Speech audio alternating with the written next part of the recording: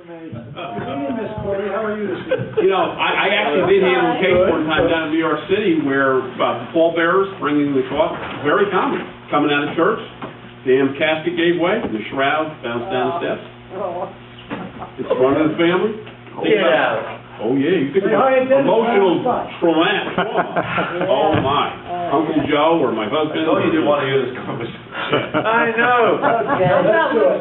How did we get here? I don't know. I don't know. Well, let's go ahead and We talk about whatever you're not here about. I'm going to go ahead and lead the pledge of allegiance. I pledge allegiance to the flag of the United States of America and to the republic for which it stands, one nation, under God, indivisible, with liberty and justice for all. Well, I'd like to thank everybody for coming tonight. The first item is I would like to set a public hearing for our annual review of water and sewer districts and potential rate increases for the 11th of April in 2013 at 7:30 or soon thereafter. Would someone like to make a motion in that regard? So moved. Second. Any discussion?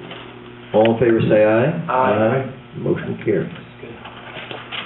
The next one is, I was going back through things that we had been doing and things that are kind of left undone. And back in June of last year, June 11th, 2012, we discussed renaming the land of Goshen Park to Myron Urbanski Memorial Park. And at that time we said, well, yeah, that we would have some type of celebration. We would work it out, I guess, with the joint recreation and with us. We would invite the family, et cetera, and make a big deal of this. So here it is in the end of March, and I think I'd kind of like to make some assignments so that we can pull this off, set a date. And George, I'd like to ask you from a joint rec person, and Phil, as a person who worked for many years with Myron, because I think we really need to do it up swell. Yeah. Okay? So, if you, in about a week or two or so, just get back with me and with the board, and we'll put it on as an item to discuss. The JRC, yeah. The other thing is information. The Orange County Real Property Tax Office has appointed Arnold Silver as the assessor for Goshen effective today, March 25th, 2013. I introduced myself to him today. He seemed like a pretty sharp fellow, and he seemed like he's glad to be on board, and things are going well up there, and so I'm glad he's here. He's an employee of the county. He's an employee of the county, yes. And Yeah, yes, based on on our contract. We have our contract, right? He's Yeah. assigned to us as our assessing good. I think either you had it in your mail or maybe in a package, his resume. I have my copy of it. Yeah, and it's John sent over to me. right. But anyway, I think just based on my conversation this morning, we've done well for ourselves.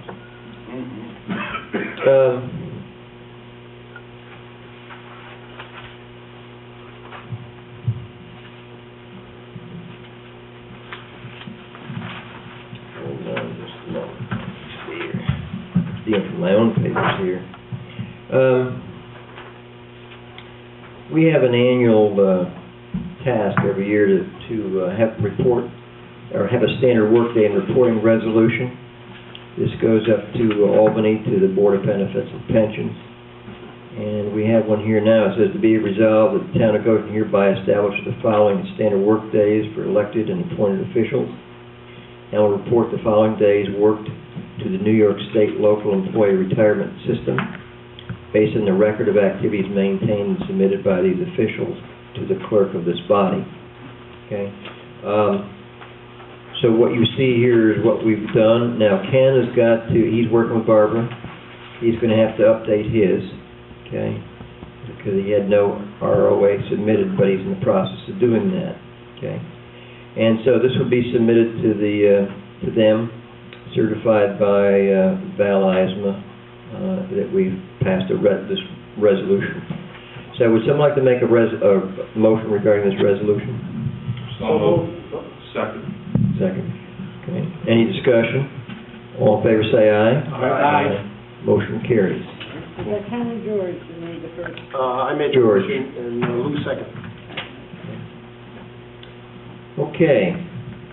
So for the standard meeting, has anybody else got anything they would like to bring up? Because we've got okay. Because would someone like to make a motion then that we go in executive, or we adjourn the meeting, go in executive session with the intent not to return, to talk about a personnel case in the PD, have a tax tertiary update. I'm going to talk about a conversation I had with Standard & Poor's this morning. We want to talk about the Goshen tow list and how our attorney is working with the parties involved. And then I'd like to bring you up to speed on the MTB litigation, that status update. Someone like to make a motion in that regard? So moved. Second. Any discussion? All in favor say aye. Aye. Motion carries. There we go. Wow. You kidding? Thanks for coming.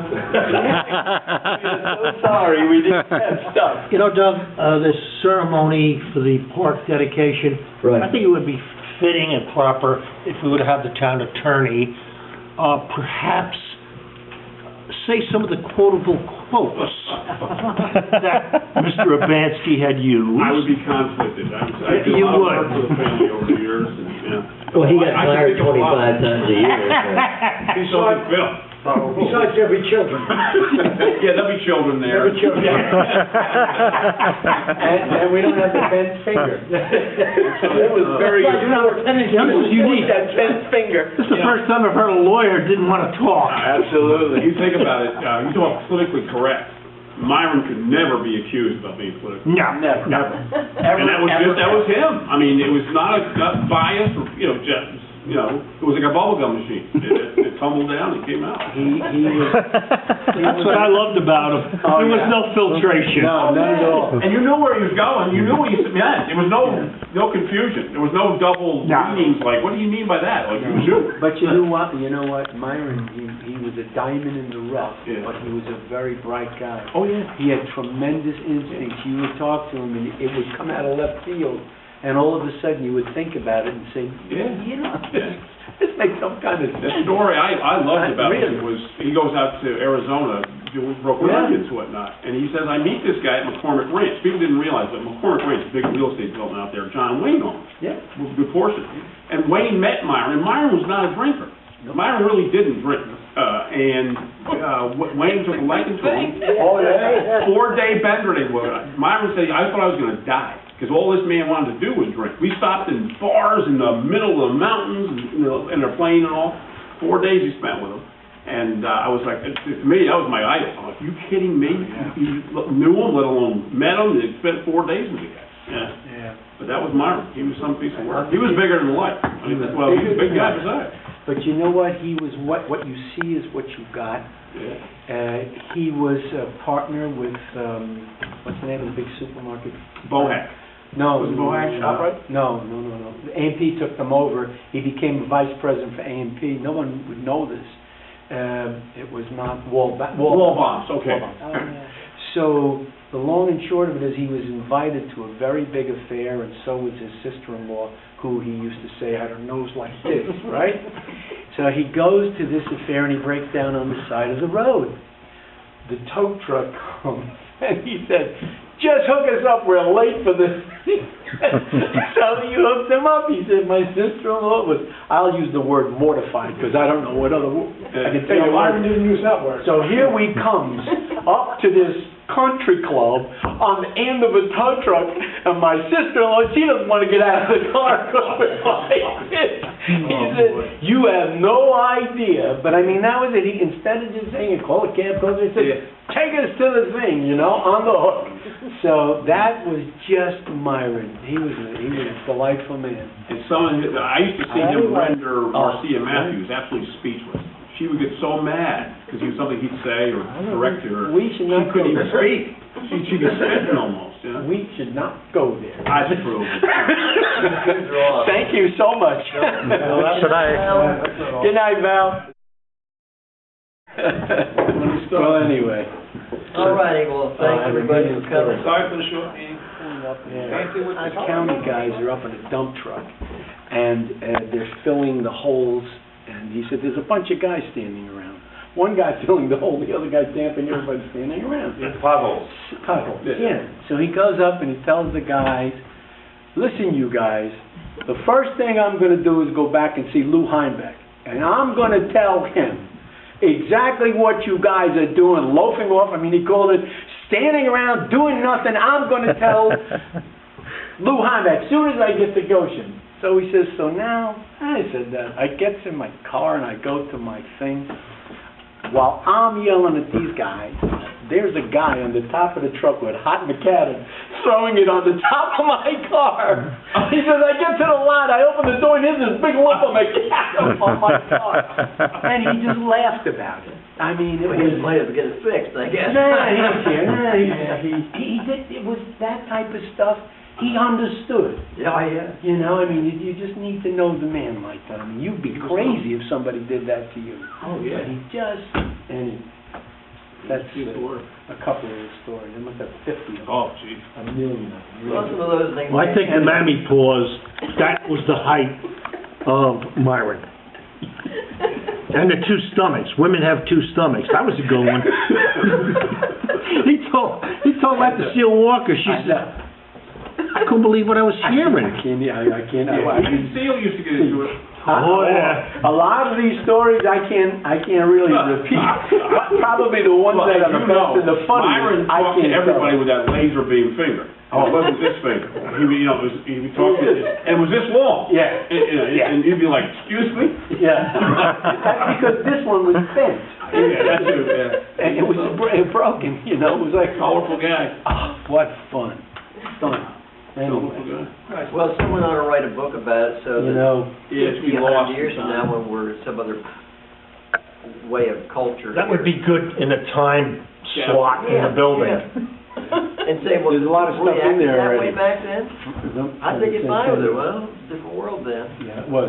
Okay, you're on. All right, great. So we're putting together the finishing touches on the state budget right now, and amongst some other things, I was... Well, introduce yourself. Sure. For those of you who don't know me, I'm James Skoufis, your new assemblyman here in Goshen.